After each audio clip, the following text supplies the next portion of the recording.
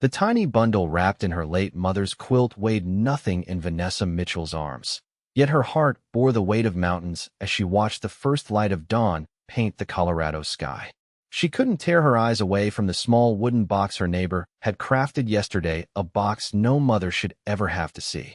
Her baby girl, born too early and too frail for this harsh world, would never see the sunrise that now mocked Vanessa's grief with its beauty. Colorado Territory, 1873.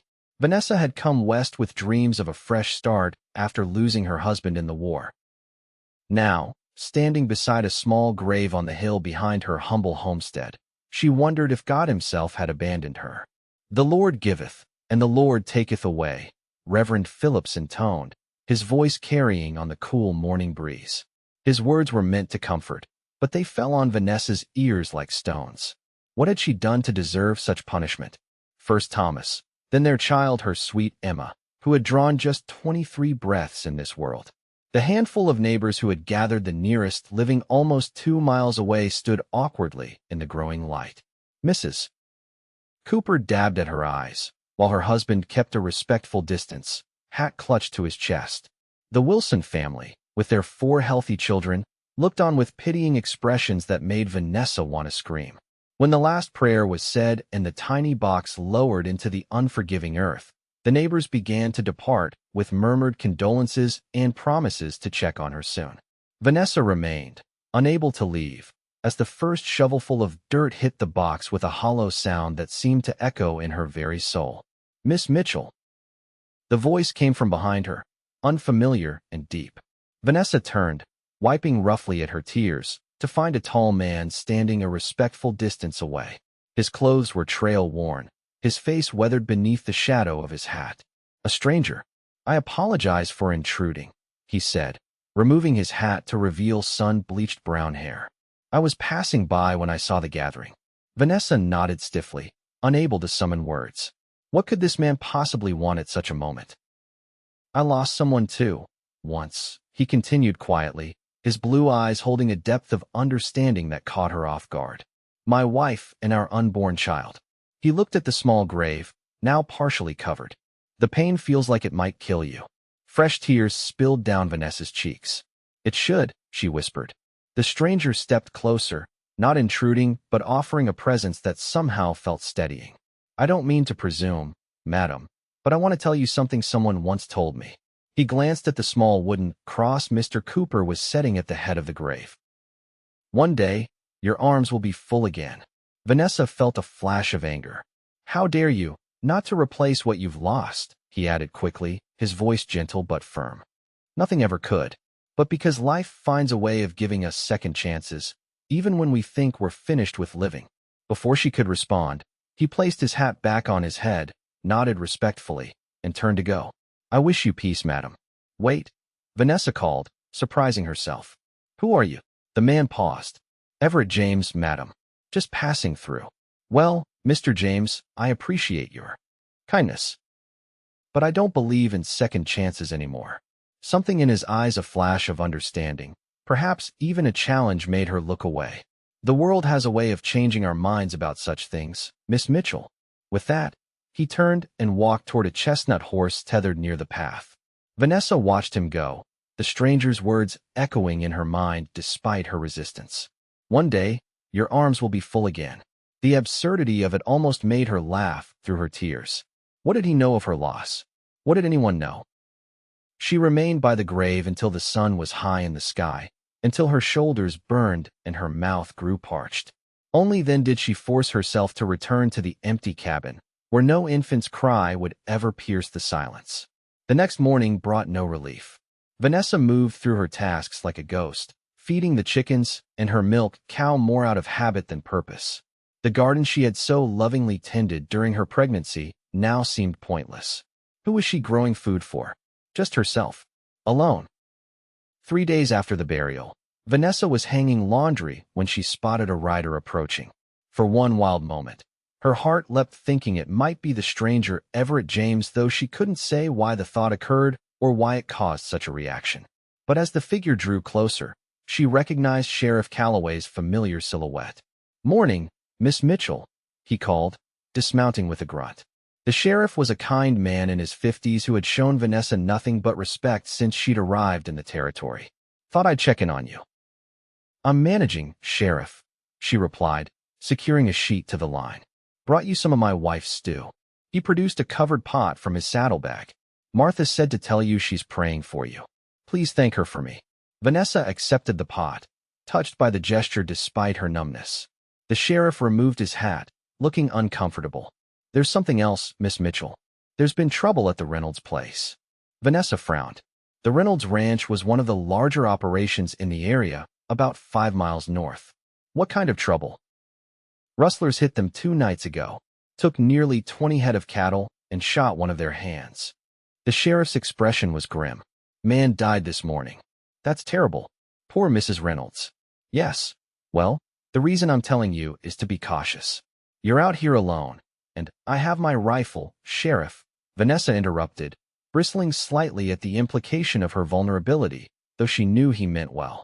I know you do. Just keep it close. He settled his hat back on his head. We think it might be the Hayes gang. They've been moving through the territory, hitting isolated ranches. After the sheriff left, Vanessa found herself checking that her husband's Winchester was loaded and within reach. Though the cabin felt suffocating in its emptiness, the idea of danger lurking outside made her newly aware of its protective walls. That night, a storm rolled in from the mountains.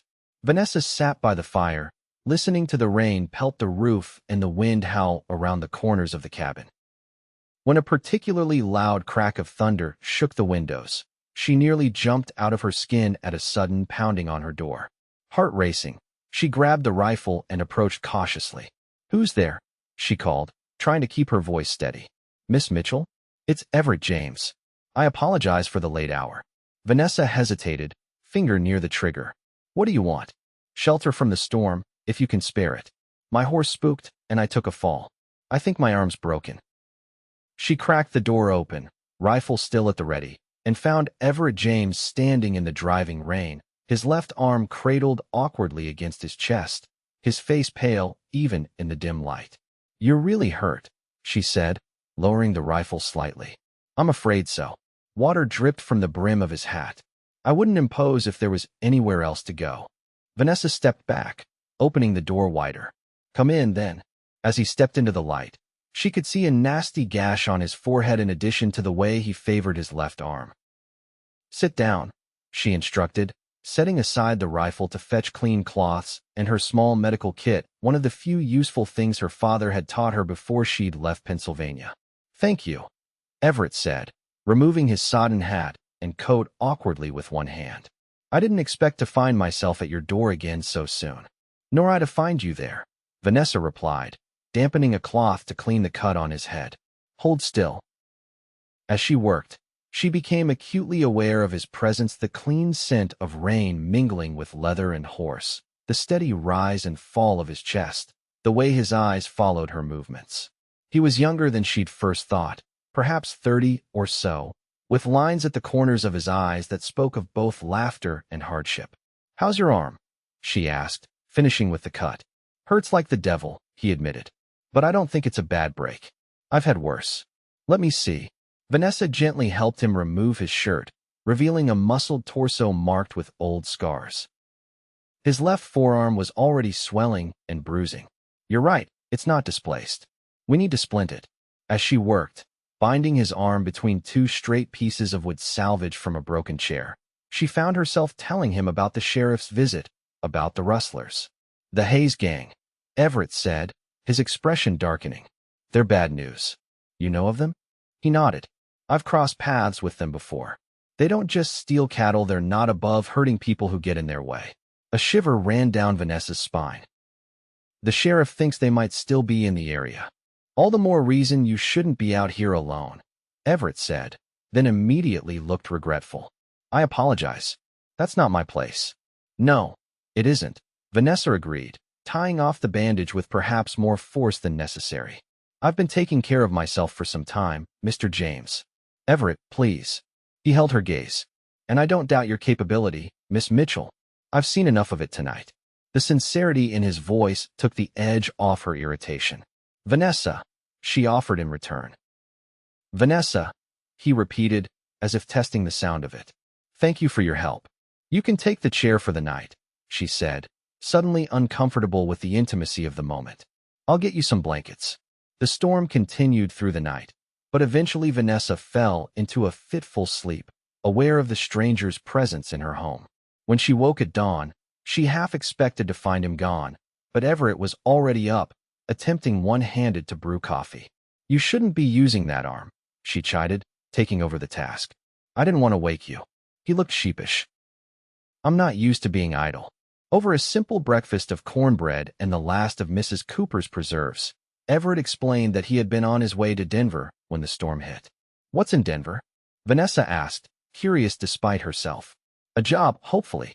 I've been working as a ranch hand, but there's word the railroad is hiring.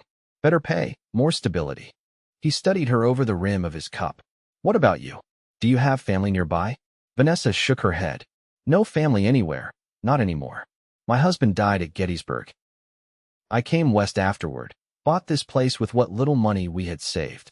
She found herself telling him about Thomas, about their dreams of starting over in the West, about how she'd discovered she was expecting only after he was gone.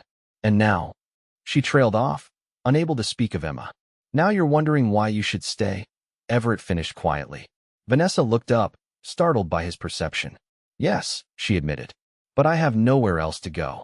Sometimes staying put is the bravest thing a person can do, he said, especially when every instinct says to run.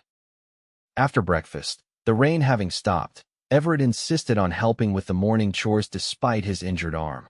Vanessa found herself watching him as he figured out one-handed ways to feed the chickens and check on her cow, Maybelle.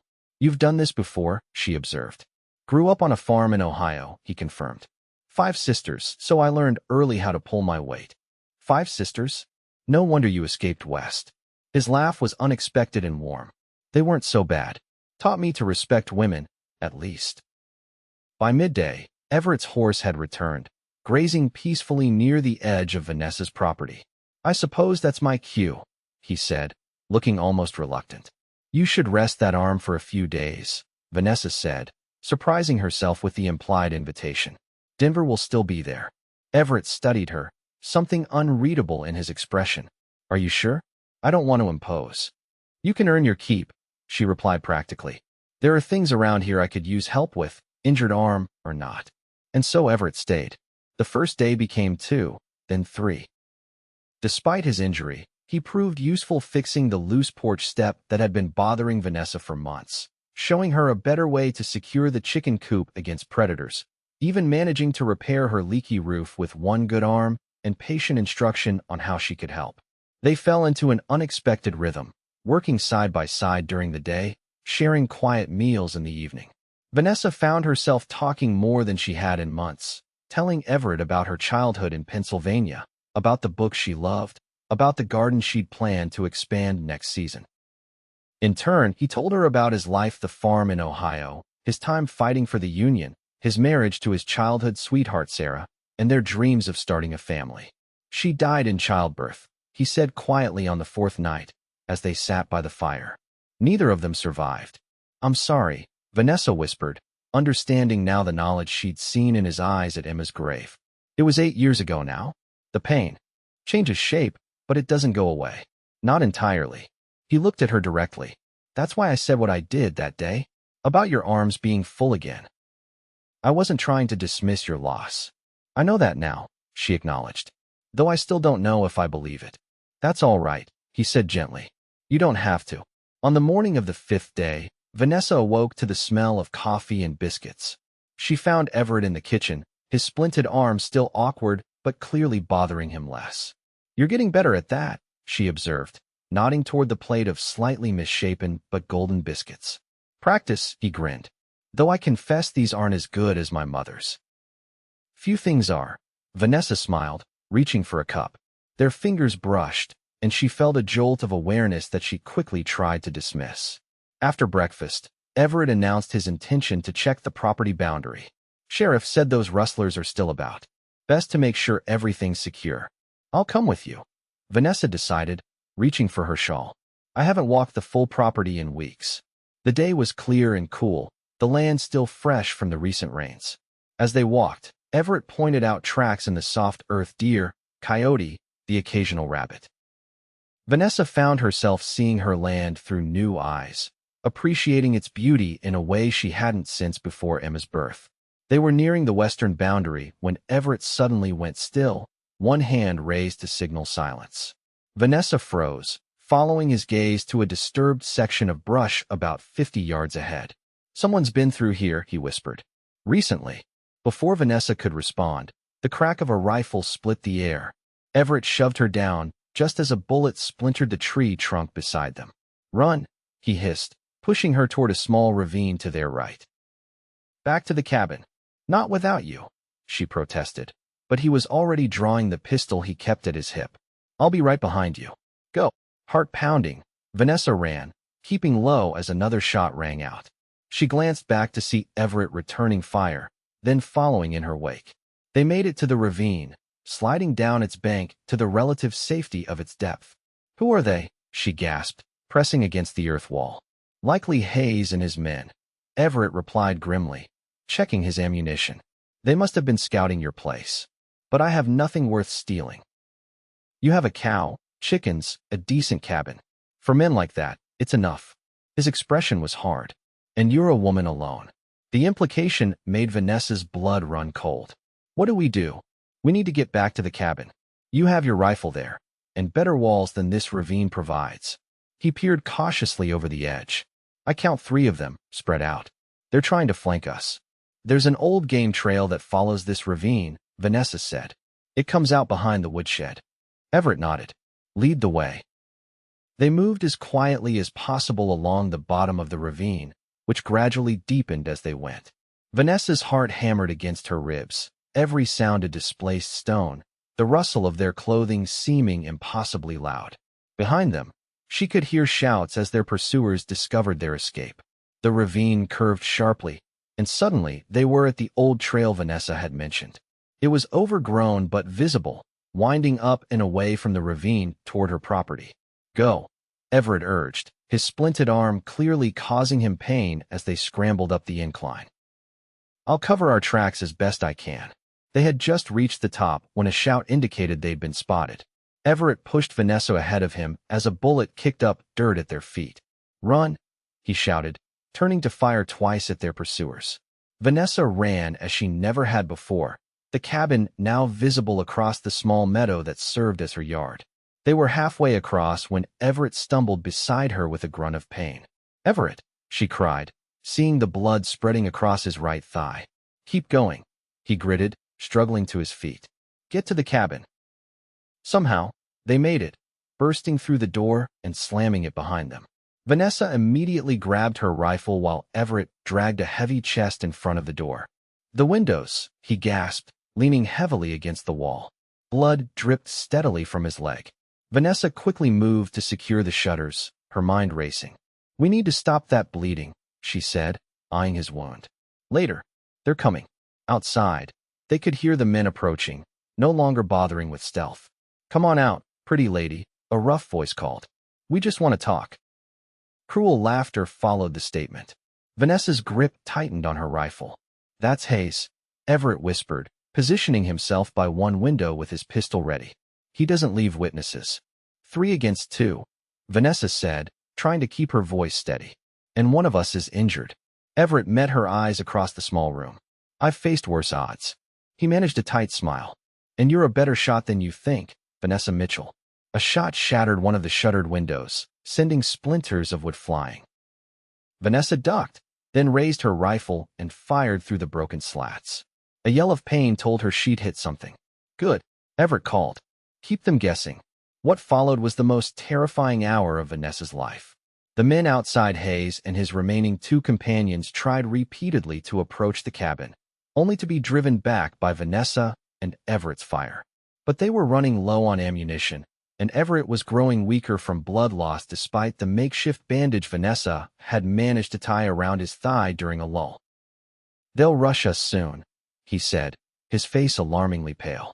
"When they realize we're running out of bullets." As if on cue, Hayes called out again. "You're nearly dry, I reckon. Why not make it easy on yourselves?" Vanessa met Everett's eyes, fear and determination mingling in her chest. "I won't let them take this place," she said quietly. "Not after everything." Something flickered in Everett's expression, pride, perhaps, or something deeper. "That's the spirit," he murmured. Then, louder, he called back to Hayes. "You might as well move on.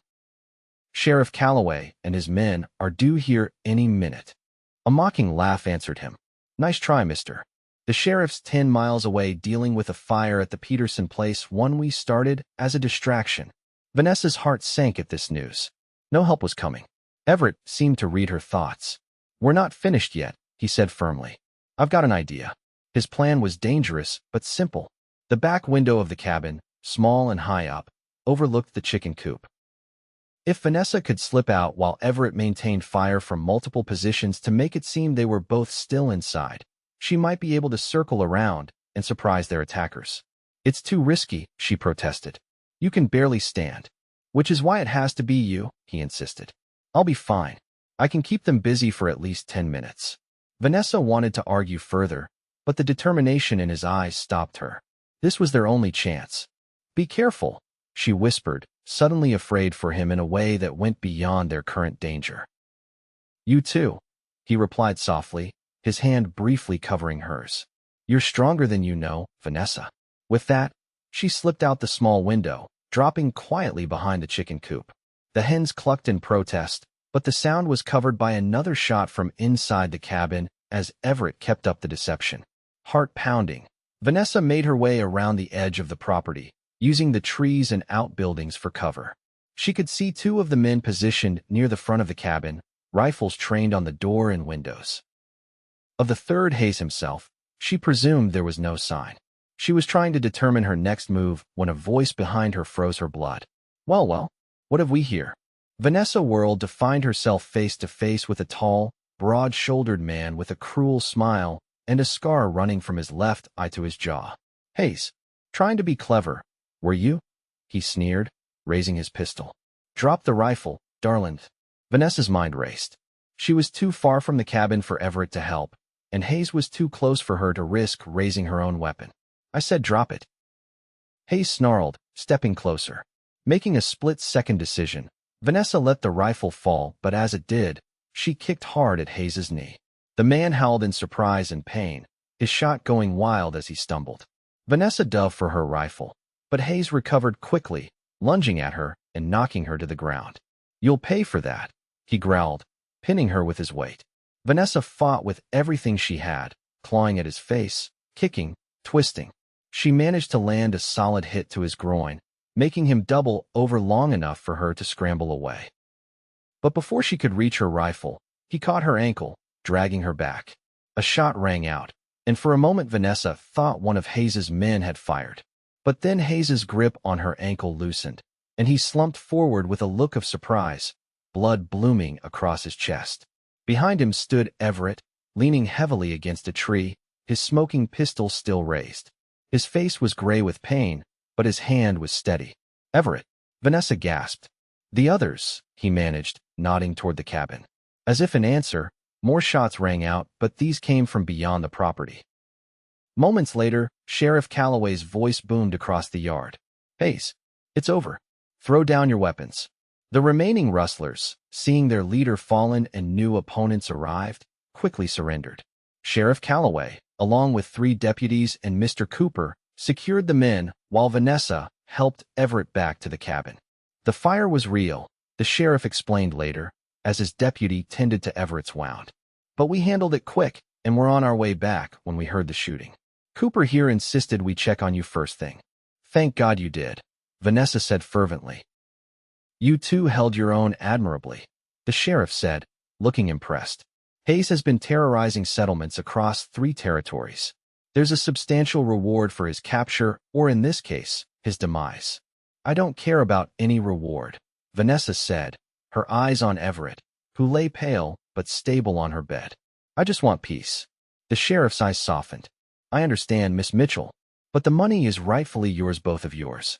It might help with whatever comes next." After the sheriff and his men left, taking the bodies and prisoners with them, a strange quiet settled over the cabin. The deputy had declared Everett's wound serious, but not life-threatening, provided infection didn't set in. He would need time to recover again. "You saved my life," Vanessa said softly, sitting beside the bed where Everett rested. "As I recall, you were doing a fair job of fighting off Hayes when I arrived." He replied with a weak smile. "You're quite formidable, Vanessa Mitchell." "Not so formidable," she admitted. "I was terrified. Courage isn't the absence of fear. It's acting despite it." His hand found hers. "You were very brave today." Vanessa felt tears welling in her eyes. "When I saw you standing there, I thought. I was afraid you'd died." Everett's voice was gentle. "It would take more than a leg wound and a broken arm to keep me from coming to your aid." The simple declaration hung in the air between them, weighted with meaning neither was quite ready to voice. "You should rest," Vanessa said finally, withdrawing her hand reluctantly. "The deputy said fever is the greatest risk now." "I'm not going anywhere," Everett promised, his eyes already drifting closed. Despite his assurance, that night brought the fever the deputy had warned of. Vanessa sat by Everett's side, bathing his brow with cool cloths, coaxing him to drink water when he was lucid enough, and praying more fervently than she had since Emma's birth. In his delirium, Everett spoke of many things: his childhood, the war, his late wife. Sometimes he called Vanessa by Sarah's name, and though it pained her, she answered as if she were his lost love, offering what comfort she could. "Don't leave me," he murmured during one particularly bad spell, his hand clutching hers with surprising strength. "Please, not again." "I'm here," Vanessa whispered, pressing her lips to his knuckles. "I'm not going anywhere." Whether he heard her or not, she couldn't say, but something in him seemed to ease at her words. By morning, the fever had broken, and Everett slept peacefully for the first time in days. When he woke, clear-eyed and weak but present, Vanessa nearly wept with relief. "You stayed," he observed, his voice rough from disuse. "Of course I did." She helped him sit up enough to drink some broth. "You did the same for me." Recovery was slow but steady. Within a week, Everett was able to sit up for longer periods, even moving to the chair by the fire while Vanessa changed the bedding. By the second week, he could stand with assistance, though walking remained painful. During this time, they talked for hours about everything and nothing. Vanessa read to him from her small collection of books. Everett told stories of his travels across the West. They played cards, Everett teaching Vanessa poker with pebbles as betting chips. They laughed more than Vanessa would have thought possible just weeks earlier.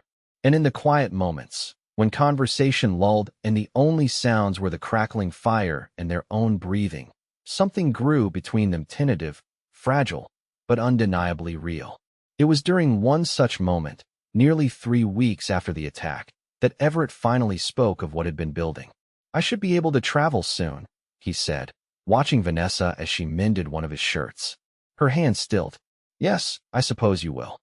The thing is," he continued carefully, "I'm not sure I want to." Vanessa looked up, her heart suddenly hammering. "What do you mean?"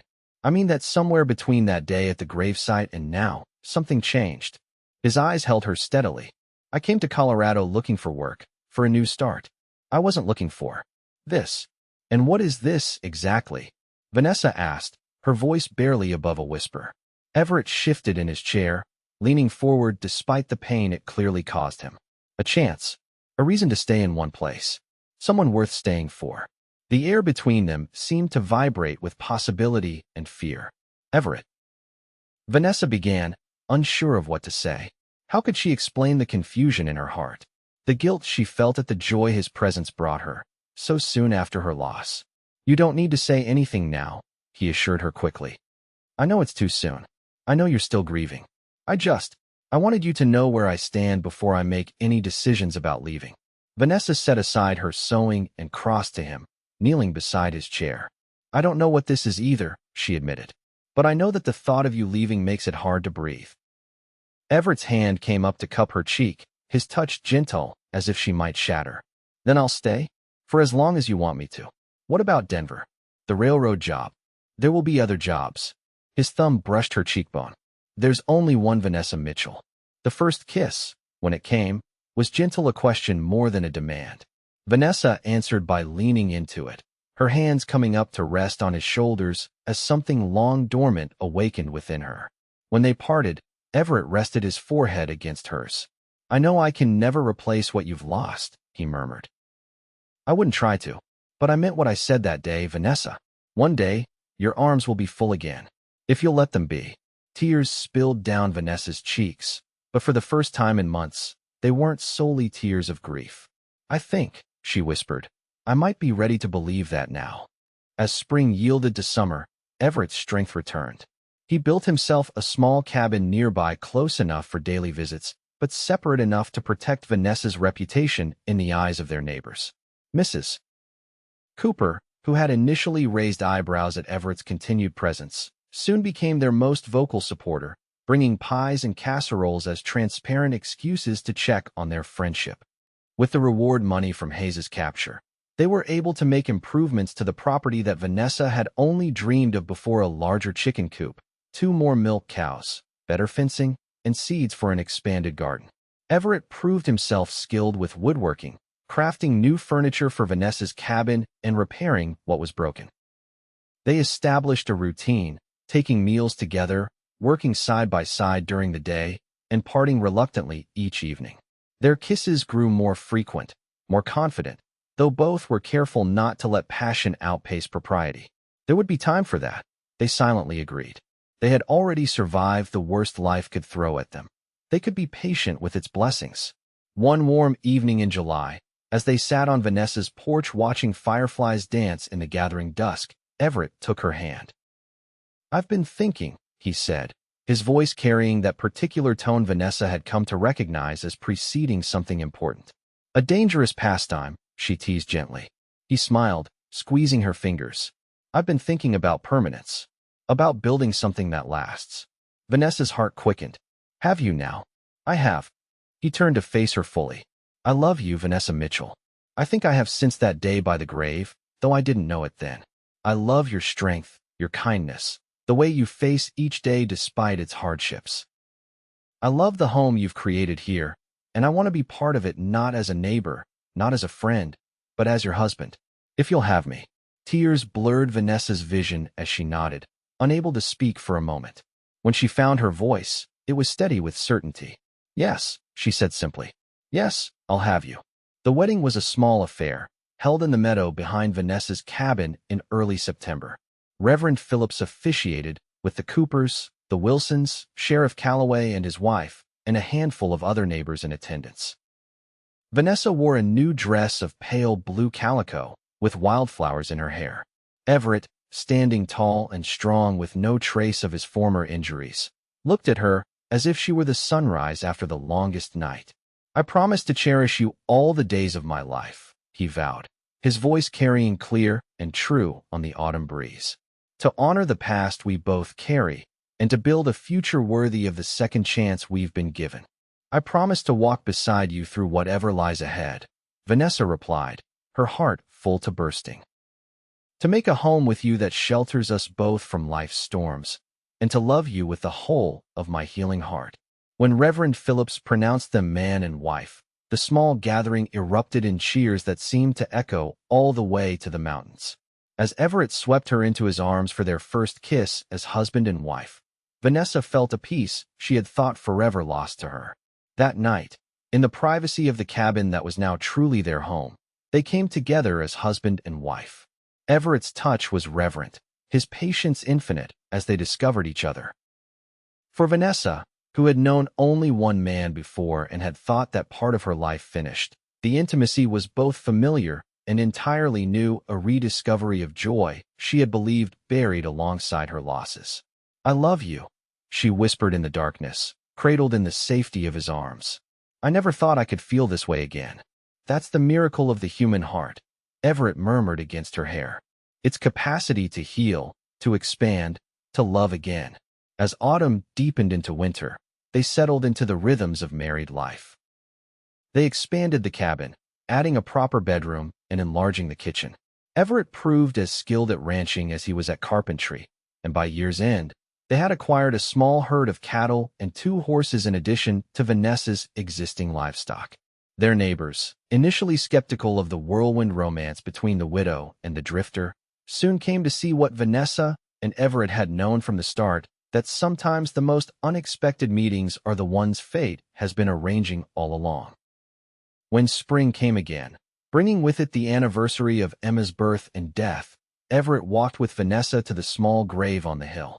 They had visited regularly, keeping the area clear and planted with wildflowers. But this day held special significance.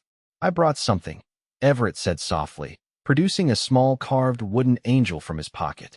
"For her marker." Vanessa's eyes filled with tears as she took the delicate figure, clearly the work of many careful hours. "It's beautiful," she whispered. "I wanted her to know she's not forgotten," Everett said, his arm around Vanessa's waist. "That she'll always be part of our family." They stood together in silence for a long moment, the spring breeze carrying the scent of new growth around them.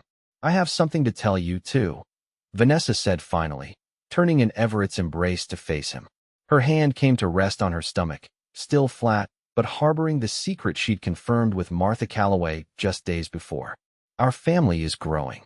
Everett's expression transformed from confusion to wonder in the span of a heartbeat. "You're certain?" Vanessa nodded, her smile tremulous but bright. "The baby should arrive by winter." With a cry of joy, Everett lifted her off her feet, spinning her in a circle before setting her gently back on the ground. "A baby," he breathed, his hand joining hers over her womb. "Our baby." The months that followed were filled with preparations and anticipation. Everett built a cradle, lovingly carving designs of stars and moons into its headboard. Vanessa sewed tiny garments, each stitch a prayer for the life growing within her. Their neighbors, delighted by the news, showered them with gifts and advice, some welcome, some less so. As Vanessa's body changed, she sometimes found herself gripped by fear memories of Emma's birth, of the pain and the devastating silence that followed. In those moments, Everett held her, his strength a bulwark against the shadows of the past. "This time will be different," he promised, though they both knew such things could never be guaranteed. "Martha Cooper will be here, and the new doctor in town. You won't be alone." December brought heavy snows and the quickening of Vanessa's time. When the first pains began on a cold, clear morning, Everett rode through knee-deep drifts to fetch both Mrs. Cooper and Dr. Bennett from town. By the time they returned, Vanessa was well into labor, her face set with determination as much as pain. The hours that followed tested her in ways she had hoped never to experience again. But unlike Emma's birth, this time there were competent hands to help, a doctor with modern knowledge, and most importantly, Everett's unwavering presence.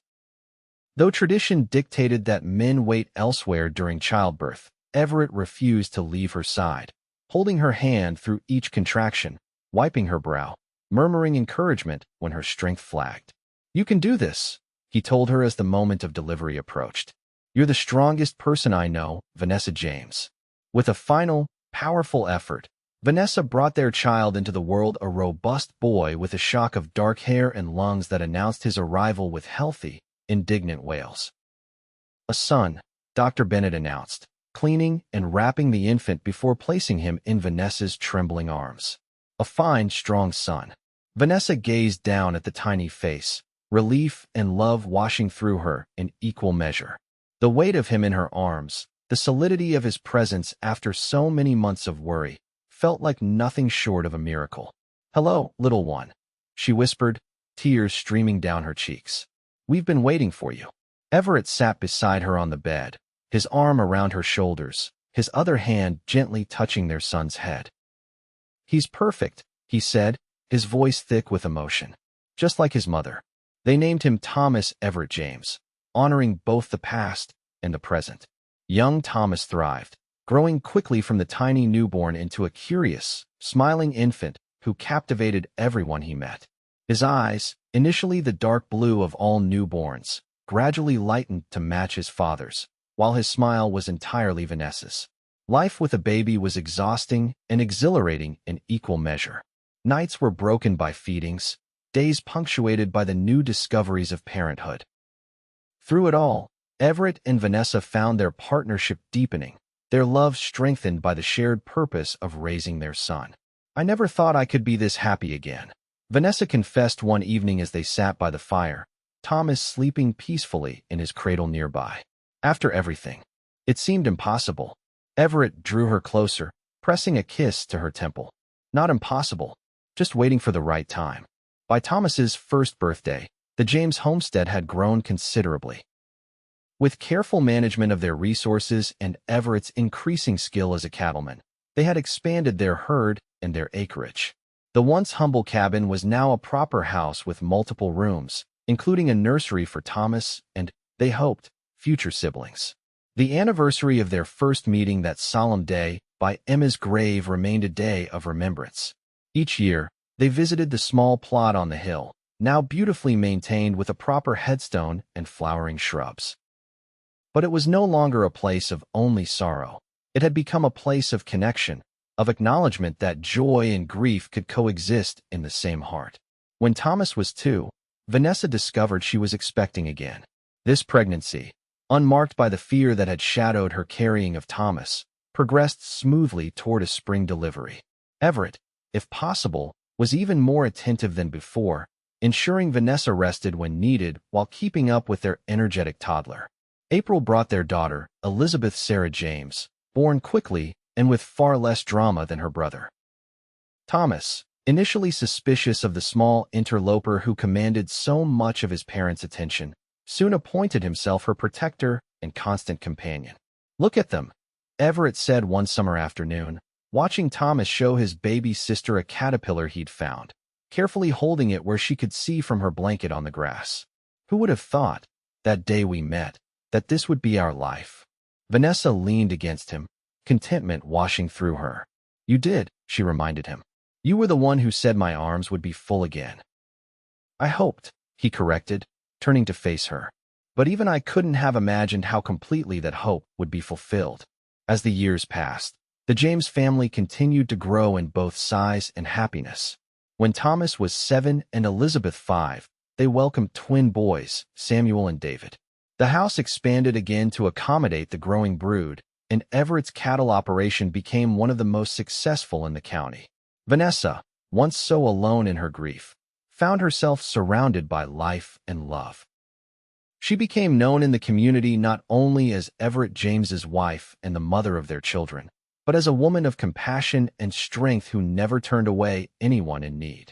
The home that had once felt empty and haunted became a gathering place, filled with laughter, occasional tears, and the everyday magic of a family finding its way together.